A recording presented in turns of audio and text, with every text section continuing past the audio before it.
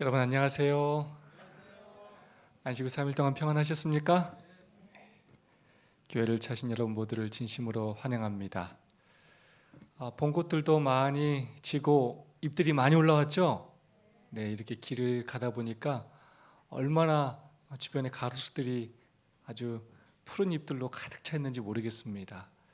가만히 바라보면 얼마나 아름답고 또 하나님께 감사한지 모르겠습니다. 우리가 따로 가꾸지 않아도 하나님께서 우리에게 정말로 아름다운 꽃과 나무들을 통해서 하나님의 사랑을 날마다 느끼게 해주시는 것 같습니다. 진심으로 감사를 드립니다. 제가 4층에 살다 보니까 이렇게 내려올 때마다 한번 3층 방 다시 가서 한번 보고 2층 들어가서 식당도 다시 한번 보고 또 불도 한번 켜보고 얼마나 행복하고 또 뿌듯하고 또 감사한지 모르겠습니다. 좋아도 너무 좋아요, 우리 교회가. 그렇죠 여러분? 네, 하나님께서 정말로 어려운 시기에 우리 성도들의 힘을 모아서 놀라운 역사를 이루도록 하나님께서 도와주셨습니다. 외적인 성전 정말로 아름답게 가꿨습니다. 우리 이제 내적인 성전을 또 아름답게 가꾸고 또 모든 성도들이 연합하여서 또 소그룹을 중심으로 우리 교회를 더 부흥시켜서 저 좋은 공간이 그냥 텅텅 빈 느낌, 허전한 느낌이 아니라 잘 활용되고 또 가득 찬 그런 사랑이 넘치는 공간이 될 수 있도록 우리 모두 또 최선을 다해서 노력하게 되기를 간절히 소망합니다. 오순영 집사님께서 이렇게 화요일에 오랜만에 교회를 나오셔서 얼마나 반가운지 모르겠습니다. 많이 허리가 좋지 않으셨는데 또 점점 좋아지셔서 얼마나 다행인지 모르겠습니다. 진심으로 환영합니다. 우리 박수 한번 칠까요? 감사합니다. 그리스도인 선교봉사 제14장 종교 자유라는 주제로 오늘도 살펴보도록 하겠습니다. 여러분, 이 종교 자유 긴 것 같아요? 안 긴 것 같아요? 생각보다 내용이 깁니다. 굉장히 중요한 말씀들이 이곳에 많이 담겨져 있습니다. 함께 이 말씀을 통해서 다시 한번 우리가 이 마지막 때 무엇을 준비하며 살아야 할지 깨닫는 시간이 될 수 있기를 간절히 소망합니다. 큰 화면으로 부탁드리겠습니다. 박해는 필연적임.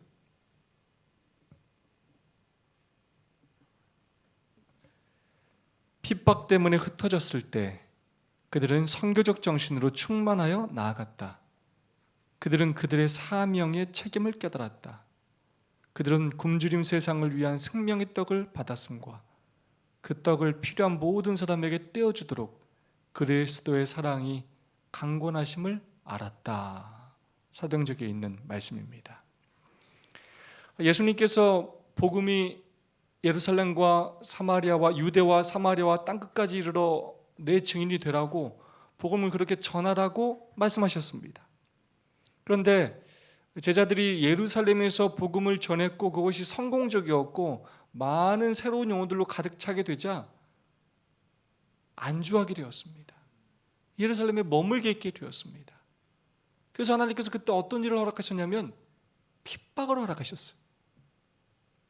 바울을 중심으로 많은 바리새파 사람들을 통하여 그리스도인들을 핍박하게 되었고 그 핍박 때문에 스데반이 죽게 되었습니다. 그 다음에 어떤 일이 일어나냐면 유대와 사마리아와 땅끝으로 쫓겨나면서 흩어지기 시작했습니다.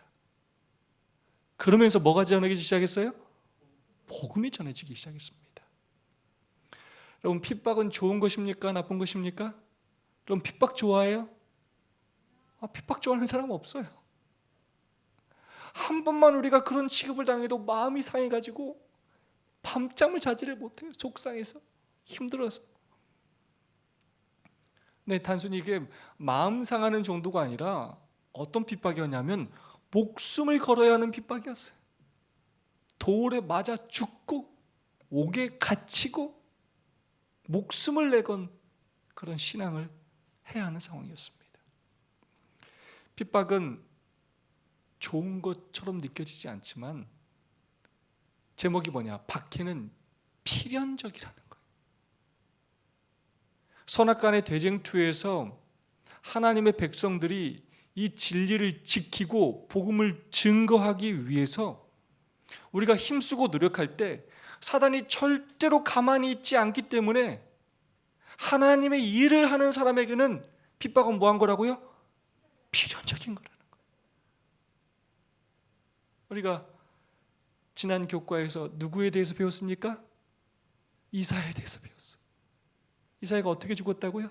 므낫세 왕한테 톱으로 켜 죽임을 당했어요. 이사야가 선지자로서 봉사할 때도 좋은 소리 많이 듣지 못했어요. 무시당하고 외면당하고. 에레미야 선지자는 그래서 뭐라고 불려요? 눈물의 선지자라고 불려요. 에레미야는. 예수님 이 땅에 오셔가지고 좋은 대접을 많이 받았습니까? 핍박을 많이 받았습니까? 엄청 핍박을 받았어요. 핍박은 필연적이라는 거예요. 그러나 하나님께서는 이 핍박을 통해서도 복음을 뭐 하신다고요? 널리 전하시고 그것으로 복음 사명을 완수하신다는 것입니다. 하나님께서는 시험하는 진리가 표면에서 나와 비록 격려를 받을지라도 시험과 토의의 대상이 되는 것을 원하신다. 하나님이 뭘 원하신다고요? 오히려 이런 핍박들을 통해서 우리 성도들을 때로 시험하는 진리를 통해서 이걸로 사람들과 토의하고 때로 이걸로 시험받고 하는 것을 하나님은 뭐 하신다고요? 원하신다는 거예요. 안식일에 이거 시험을 봐야 되나 말아야 되나? 남편한테 이거 지금 음식 문제를 얘기해야 되나 말아야 되나? 내 직장 상사에게 내가 지금 나의 신앙에 대해서 이야기를 해야 되나 말아야 되나? 하나님을 믿는다는 건 아무런 어려움을 주지 않는다는 약속을 주신다는 것이 아니라 오히려 진리를 증거할 수 있는 기회를 하나님은 주신다는 것입니다. 그것이 때로 핍박을 당하는 일이라 할지라도 시험을 당하는 일이라 할지라도 하나님은 그것을 원하신다는 것입니다. 그래서 굉장히 중요한 표현이 나와요. 그리하여 신자들의 마음이 격동함을 받아야 한다. 그럼 마음이 평안한 게 좋습니까? 우리 늘 마음의 평안함을 달라고 기도해요. 좋은 말이에요. 그러나 여러분, 그것도 다 때가 있어요. 때로는 어떤 경우에는 성도들이 그냥 너무 평안할 때가 있어요. 너무 평안해서 뭐 하냐면 다 졸며 잘세. 마치 예수님께서 겟세마네 동상에서 마음이 어떠셨냐면 격동하셨어요. 십자가를 앞두고 지금 그 죄에 대한 무게와 하나님과의 분리에 대한 고통과 이것 때문에 감당할 수 없는 시험과 어려움을 당하셨어요. 근데 제자들은 뭐 했다고요? 몸이 피곤해서 편히 잤어요. 그래서 하나님은 오히려 이 핍박을 통하여 박해를 통하여 신자들의 마음이 격동해야 한다라고 말씀하고 있습니다. 모든 투쟁과 모든 비난과 비방은 의문을 일으켜 마음을 깨우치기 위한 하나님의 방법이며 그래서 하나님께서 원하시는 건 뭐라고요? 우리 마음을 격동시킴으로 우리를 뭐 한다고 지금요? 깨우길 원한다는 거예요. 다르게 말하면 우리가 지금 뭐 하고 있다고요? 잠자고 있다는 거예요. 핍박을 피하고 핍박이라는 장애물이 올 것 같으면 그냥 그것을 피하고 안주하고 마치 곰이 와서 죽을 것 같으니까 이렇게 죽은 채 하고 있는 거고 똑같이 사단의 시험이 오면 뭐한 채 한다고요? 이게 조는 채. 나는 안 할 테니까 나한테 오지 말라고. 먼저 지레 겁먹고 손을 들고 그 핍박을 외면하면서 그렇게 조는 상태에 있다는 것입니다. 하나님께서 그런 우리를 뭐 하기 위해서요? 깨우치시기 위하여 뭐를 허락하신다고요? 박해를 허락하신다는 거예요. 왜 박해가 일어나지 않는가? 왜 박해가 일어나지 않는가? 사도 바울은 무릇 그리스도 예수 안에서 경건하게 살고자 하는 자는 핍박을 받으리라고 말하였다. 그래서 여러 번 말씀드리지만 팔복의 마지막 8번째 복이 뭡니까? 의를 위하여 핍박받는 자는 복이 있나니.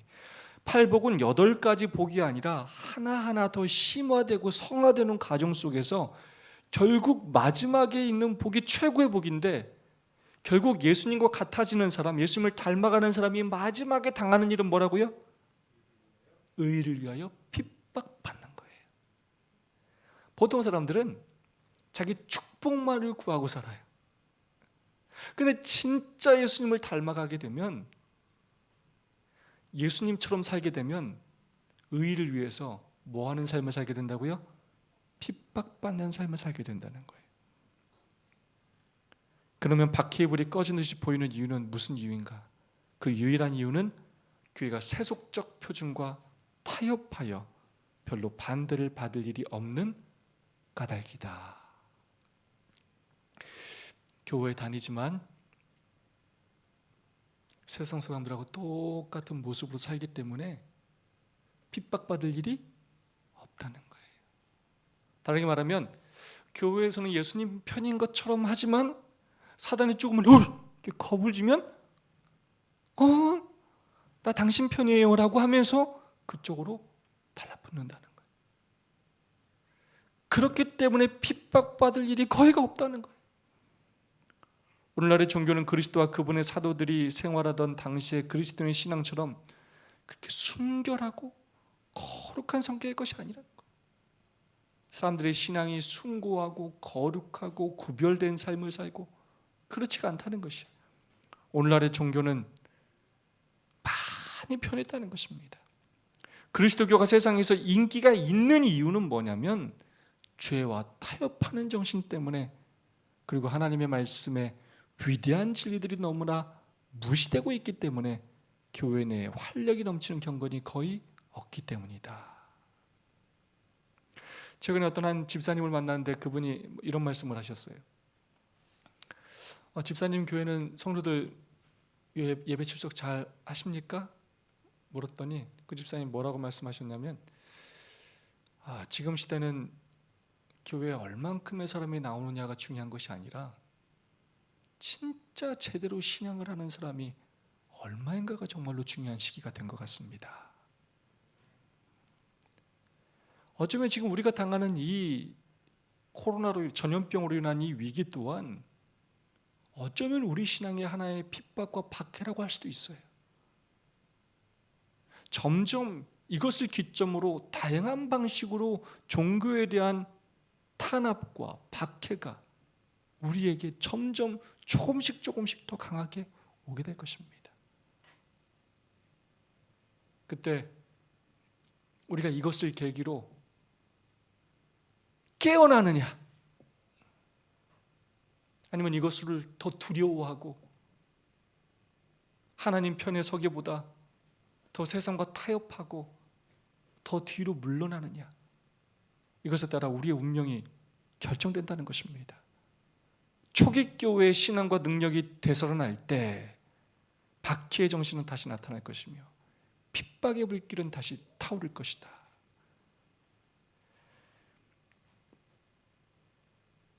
박해하는 새 연합체. 사단은 두 큰 오류, 영혼불멸설과 일요일 신성설을 통하여 사람들을 그의 기만 아래 들어오게 할 것이다. 영혼불멸설은 강신술의 기초가 되고 일요일 신성설은 로마교회에 대한 공명심을 일으킨다. 미국의 개신교도들은 솔선하여 강신술과 손을 잡기 위하여 심연을 넘어 그들의 손을 내밀고, 또 그들은 큰 구렁텅이를 넘어서 로마교회 세력과 악수하기 위하여 손을 뻗칠 것이다. 그와 같은 삼중 연합의 세력 아래 이 나라의 양심의 권리를 유린하는 일에 로마의 발자취를 따르게 될 것이다. 자, 박해를 하는 마지막 시대 새 무리가 있을 것이라는 것입니다. 첫 번째가 누구고요? 미국의 개신교도들, 배도한 개신교. 두 번째 누구요? 강신술의 세력이에요. 세 번째 로마교회입니다. 세 세력이 힘을 합쳐서 누구를 공격해요? 하나님의 율법을 지키며, 두 번째 뭐? 예수의 증거를 가진 자들을 박해하고 대적합니다. 로마의 발자취를 따른다는 뜻은 뭐냐면 신앙의 자유를 없이 하고 강제적으로 일요일 휴업령을 내리면서 그것에 순종하지 않는 사람들을, 마치 금신상에게 절하지 않은 사람들을 풀무불에 던져 죽이려고 했던 것처럼 그런 박해의 때가 이르러 올 것이라는 것입니다. 연극의 종막, 결국 이 세상의 끝, 언제 이르러 오는지 이야기하고 있습니다. 하나님의 율법을 저버리고 로마 캐톨릭의 제도를 강령할 법령으로서 이 나라는 정의와 완전히 인연을 끊을 것이다. 이 나라가 이제 아예 정의라는 것이 사라질 것이라는 것이, 개신교가 깊은 구렁텅이를 건너서, 이 개신교라는 뜻은, 프로테스탄트라는 뜻은 저항자라는 뜻이에요. 캐톨릭의 저항에서 오직 성경, 오직 은혜, 오직 믿음을 회복했던 교회였는데 이제 그 정체성을 완전히 잃어버리고 그 구렁텅이를 빠져서 누구와 손을 잡는다고요? 캐톨릭과 손을 잡고 손을 내밀고, 또 더 큰 구렁텅이를 넘어서서 강신술과 손을 잡고, 하나님을 믿는 세력이 악령과 손을 잡고, 그래서 이 새 연합 세력 아래 이 나라가 개신교와 공화 정부로서의 모든 헌법의 원칙을 거부하고, 미국이 개신교 나라로 세워졌음에도 불구하고 결국은 캐톨릭과 손을 잡음으로써 종교의 자유를 무시하고 모든 헌법의 원칙을 거부하고 여러 가지 다른 이유로서 종교 자유를 침해하면서 이를 휴업용으로 박해하는 때가 올 것이라는 것입니다. 로마 교황의 거짓과 기만을 선전할 준비를 갖추게 될 때에 우리는 사단이 맹렬히 활동할 시기가 이르렀고 종말이 가까웠다는 사실을 알게 될 것이다. 여러분, 뭐가 가까웠다고요? 종말이 가까웠어요. 여러분, 이 말씀을 우리가 그냥 스쳐 지나가지 말아야 합니다. 앞으로 정치적으로, 종교적으로 일어나는 일들을 볼 때마다 정말로 마지막 때가 가까웠음을 우리는 깨달아야 합니다. 제가 인터뷰하는 이 뉴스를 보고 좀 함께 보면 좋겠다라는 생각이 들었습니다. 사람들이 코로나로 인하여 예배에 대하여, 기독교에 대하여 어떻게 생각하는지, 어떤 인식들을 가지고 있는지 한번 보도록 하겠습니다. 교회 예배를, 대면 예배를 드려야 되는 게 맞다고 생각을 하고 있는 사람 중에 한 사람이에요. 그냥 집에서 그렇게 드린다고 해서 신앙심이 사라지거나 뭐 적어지는 게 아니니까. 지금 우리는 지금 안 나오고 있는데 사실 광화문 그 때문에 우리가 피해자라고 생각합니다. 우리는 너무 교회 철저하게 하거든요. 금지하는 게 맞다고 생각합니다. 그러니까 코로나 확산되는 것도 교회 쪽에서 많이 일어나니까. 특히 수도권 소재 교회에 대해서는 비대면 예배만 허용하고 그 외에 모임과 활동은 금지됩니다.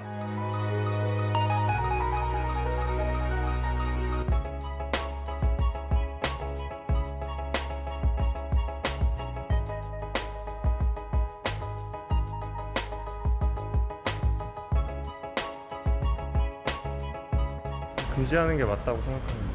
그러니까 코로나 확산되는 것도 교회 쪽에서 많이 일어나니까.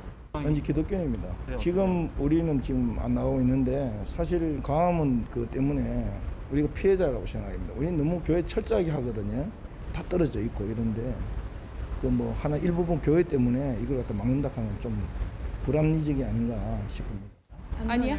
저는 해도 된다고 생각해요. 그리고 요즘에는 기독교인 사람들에 대한 괜히 반감이 생겨서 오히려 교회를 다니는 사람들을 별로 안 좋게 보잖아요. 교회에서도 이런 전파가 많이 되고 하는데 그런 거를 안 막는다는 자체가 조금 그게 더 안 좋다고 생각을 하거든요, 저는. 저 아시는 분도 교회 다니시는데 지금 인터넷 예배 뭐 이런 것처럼 노트북으로 예배 드리시더라고요. 근데 그렇게 함으로써 내가 그러니까 그 목사님이나 이제 그 교회에서 내가 내 신도들을 건강하게 지키는 방법 중에 하나라고 생각하거든요. 그냥 집에서 그렇게 드린다고 해서 신앙심이 사라지거나 뭐 적어지는 게 아니니까 하나의 방법이라고 생각해요. 교회 예배를 대면 예배를 드려야 되는 게 맞다고 생각을 하고 있는 사람 중에 한 사람이에요. 방역수칙 다 하죠. 온도 체크하고 그다음에 손 세정제하고 그다음에 다 방역 다 하고 있고 또 따로따로 앉아 있고. 네, 교회는 다닙니다. 11시에 되면 유튜브 라이브로 이제 해주시더라고요. 저는 일단은 교회를 다니더라도 기본적으로 남들한테 피해를 주면 안 되기 때문에 좀 준수할 필요는 있는데, 다만 교회들 중에는 이렇게 기술력이나 뭐 그런 인프라가 부족해서 못하는 분도 있는데, 그런 부분에 있어서는 정부청의 어떤 대책이 필요하지 않을까 생각은 합니다. 시민 모두의 안전을 지키기 위해서 당연히 해야 하는 부분이라고 생각하고, 그게 안 지켜지면은 이제 종교가 사람의 안전보다 더 위에 설 수는 없다고 생각하거든요. 물론 잘한 교회도 있어요. 저도 그거는 모르는 건 아니에요. 그렇지만 저는 반대예요. 코로나가 없어질 때까지는 안 하는 게 좋아요. 철저히 마스크를 찌고 더 지금 경계심을 하고, 코로나에 대해서 더 목사님들이 주의를 시켜요. 왜냐하면 코로나 때문에 교회가 잘못하면은 본의 아니게 믿지 않는 사람들한테 피해를 많이 준다. 그래서 더 강화를 해야 된다. 스스로 몸이 아프면 나오지 마시라. 억울한 분도 계시겠지만은 전체적으로 지금 상황이 지금 아직 안 좋은 상황이기 때문에 예배는 당분간은 좀 자제를 했으면 좋겠어요. 우리 다니는 교회 예배 안 드리고 있어요. 예배 드리게 해야지 뭐. 예배 드려야죠. 딴 데서도 다 일 나는 건데 꼭 예배예요. 우리 하느라고 얼마나 애쓰는지 알아요? 정말 그냥 얼마나 열심히 하는지 몰라요. 천주교 성당이나 이제 절은 이제 몇 군데 중심 시설을 두고 이루어지는데, 여기는 되게 조그만 조직들이 여러 개 펴져 있기 때문에 뭐 특성상 그런 거라고 생각은 하고요. 뭐 교회에 대한 비난이라기보다는 특성상 어쩔 수 없지 않나 뭐 그렇게 생각을 합니다. 교회 안 다니고 성당에 나가요. 지금도 한참 퍼진데 하지 말아야죠. 하지 말려면. 2m 거리 떠서 하는데 왜 사람도 얼마 안 나가요, 성당에. 근데 요새 성당엔 얘기가 안 나오는데 교회는 많이 나오더라고. 그거 정부에서 하면 따라줘야지, 그걸 왜. 그렇잖아요. 수도권의 2단계 거리두기를 유지. 사람들이 다 충분히 그렇게 얘기할 수 있는 내용들이죠. 근데 문제는 무엇이냐면, 이번 기회를 통하여 사람들이 아무렇지도 않게 종교의 자유를 제한하는 것을 자연스럽게 이야기하게 되었습니다. 그리고 정부가 그것을 규제할 수 있다는 생각들을 다 갖게 되었어요. 다른 사람의 신앙에 대해서 아주 아무렇지도 않게 금지하고 제재를 가할 수 있다고 생각하게 되었어요. 때로 그것이 직접적인 원인이 아님에도 불구하고 어떤 특정한 대상들을 향하여 아주 쉽게 그들의 신앙에 대하여 판단하고 정죄하고 금지하려는 생각들을 갖게 되었다는 것입니다. 이것이 마지막 일요일 휴업령이 내릴, 법적으로 일요일 휴업령이 내릴 그 모든 생각들의 근간이 될 것입니다. 사람들이 점점 이런 일들을 통하여 아무렇지도 않게 교회를 비난할 것이고, 특별히 더 나아가서는 이제 개신교도들이 캐톨릭과 손을 잡기 때문에 끝까지 진리 안에 서서 하나님 말씀대로 살려고 하는 우리 제7일 안식일 예수 재림교인들을 향하여 비난의 화살을 그렇게 돌리게 될 것입니다.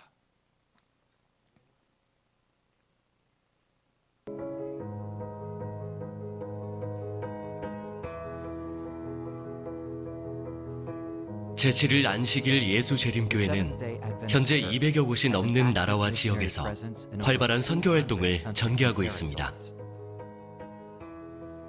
그러나 전 세계적으로 종교적 증오는 셀 수 없이 다양한 방법으로 표출되고 있습니다.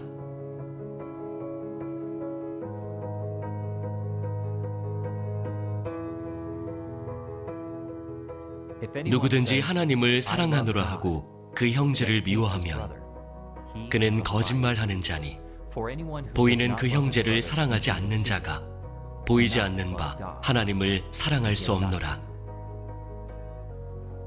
공교롭게도 사람은 종교적인 확신으로 악을 행할 때만큼 철저하고도 흔쾌히 악을 행하지는 않습니다. 그러나 종교 자유가 하나님께서 우리에게 주신 권리라는 사실을 알고 있습니다. 율법의 목적은 억누르거나 폐지하기 위함이 아니요 자유를 보존하고 확장하기 위함입니다. 법 아래 창조된 모든 창조물에게 법이 없으면 자유도 없는 것입니다. 누구도 빼앗을 수 없는 타고난 양심의 자유에 대한 권리, 즉 종교를 가지거나 가지지 않을 권리, 개인이 종교나 신념을 선택할 권리, 양심에 따라 종교적 신념을 바꿀 권리, 또한 개인적으로나 사회적으로 타인에게 종교를 표현할 자유의 권리가 있음을 우리는 믿습니다. 그러나 종교 자유는 점점 전 세계적으로 탄압받고 있으며 우리가 기도하고 예배하며 타인과 그리스도의 사랑을 나누는 것조차 힘들어져 가고 있는 실정입니다. 종교가 타인에 대한 증오와 박해를 정당화하기 위해 왜곡되는 경우를 목격합니다. 단지 그들이 누구이고 어떻게 기도하느냐 하는 것 때문에 말입니다. 그러나 누구든지 믿음이라는 명목으로 누군가에게 해를 끼치면 하나님과 우리의 관계는 더 멀어지게 되는 것입니다. 믿음은 우리가 공개적으로 비추는 촛불과 같습니다. 그 어느 누구의 촛불도 다른 이의 빛을 약화시킬 수 없습니다. 우리 모두가 함께 촛불을 밝힌다면 우리는 이 어두운 세상을 빛이 가득한 곳으로 바꿀 수 있습니다. 그것이 바로 우리 모두가 종교 자유 사업을 위해 함께 일해야 하는 가장 소중하고 근본적인 이유입니다. 모든 사람들의 종교 자유를 옹호하기 위한 우리의 노력을 지지하며 기도해 주시고 글을 써서 보내주시며 집회를 가져주시길 요청합니다. 이 세상은 악을 행하는 사람들 때문이 아니라 악을 보고도 아무것도 하지 않는 사람들 때문에 위험에 처해 있습니다. 제7한실리의 재림교회가 존재하는 이유는 하나님께서 우리에게 태초부터 주신 고유한 가치인 종교의 자유, 하나님을 믿고 예배하며 살아갈 수 있는 그 자유를 끝까지 지키기 위함입니다. 우리는 원튼 원치 않든 앞으로 이 종교 자유에 대한 여러 어려움과 제한을 받으며 살아가게 될 것입니다. 어쩌면 서양 사람들로부터도 손가락질 받고 또 비난받을 상황에 처할지도 모르겠습니다. 그러나 끝까지 우리가 옳은 일을 위하여, 선을 위하여 우리의 신앙을 지키고 우리의 촛불을 들고 우리의 믿음을 지키며 마지막까지 사단과의 선악간의 대장투에서 하나님 편에서 싸우는 우리 모두가 될 수 있기를 간절히 소망합니다. 위기의 때 결국 그 위기를 극복하려면 평상시에 준비가 잘 되어 있어야 합니다. 평상시에 어떻게 준비했느냐가 결국 위기의 때 나의 모습을 결정하게 되는 것입니다. 지금부터 누가 핍박을 하고 안 하고를 떠나서 우리가 늘 하나님 앞에 또 올바르게 서고 우리의 신앙을 바르게 또 지킬 수 있기를 간절히 소망합니다. 내가 세속적인 표준과 타협한 부분이 있다면 무엇인지, 어떻게 앞으로 내가 이 신앙을 지키고 또 믿음 종교 자유를 지켜야 할지 서로 결심해 주시고 서로 나눠주시고 서로를 위해서 기도해 주시기를 부탁드리겠습니다. 두 분 또는 세 분씩 함께 나눠주시고 서로를 위해서 기도해 주시기를 부탁드리겠습니다.